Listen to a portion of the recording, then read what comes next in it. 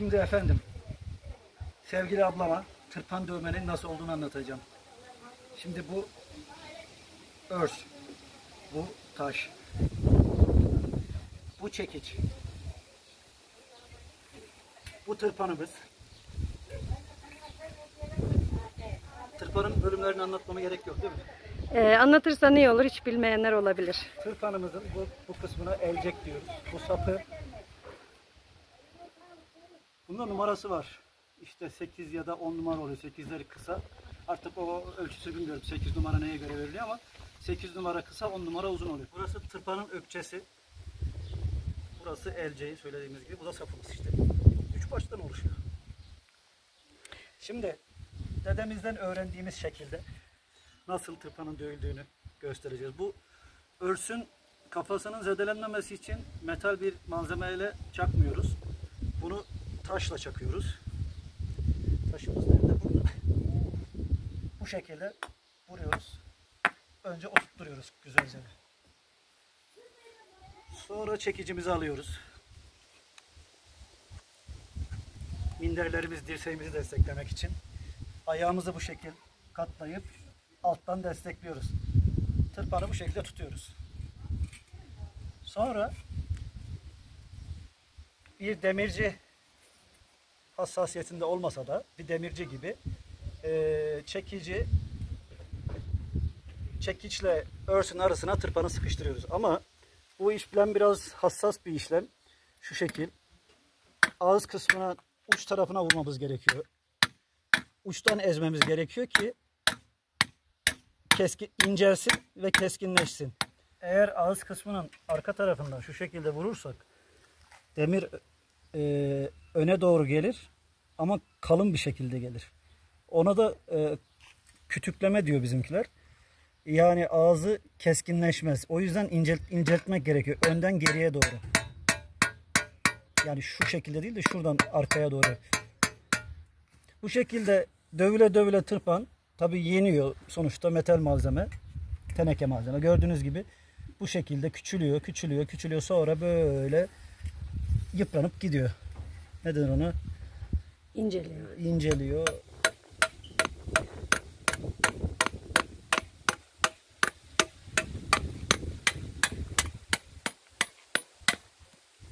Sonra bitmiş halini göster şurada. Sonra da bitiriyoruz uca doğru. Tamamlıyoruz. En ucuna kadar yapıyoruz. Burası da köyümüzdeki evimiz. Şöyle kapının önünde dövüyor. Tabii park yeri olmadığı için arabaları buraya park ettik. Dövdüğümüz tırpanı işe başlamadan önce iğne ve masatla bilekliyoruz. Ağzındaki çapakları, kırıkları temizliyor. Düzeltiyor. Ve en keskin haline getiriyoruz. Sonra biçmeye başlıyoruz. Ya biçtiklerimizi devirdiğimiz şekile ne diyeyim ki? Zol. Buna zo diyoruz. Buna zol diyoruz, evet. Bunu birazdan önceden orakla tapul ediliyordu. Şimdi oraklarımız kaybolduğu için artık anadutla tapul edeceğiz. Deste yapacağız. Tapul etmek, deste yapmaya tapul etmek deniyor. Evet. Sonra da desteler ya yığına taşınıyor ya da toplayıp harman makinesiyle Patozla. patoz yapılıyor. Buğdayı daneyle samana ayrılıyor. Evet, samanla tanesi ayrılıyor. Şimdi senin başladığın yere ne deniyor? Ne deniyor? Zoğbaşı. Zoğbaşı. Zoğun başından başlanıyor ve bu şekilde tırpanla biçiliyor. Yatan kısmını altına gelecek şekilde, yani yatığın tersinden vurarak daha kolay düşmeye çalışıyoruz. Evet. Bu arada domuzları görüyoruz. Onlar da ortaklarımız. Evet, domuzlar da ortak. Onlar bizden çok yiyor. Keşke eldiven getirseydim, ellerim.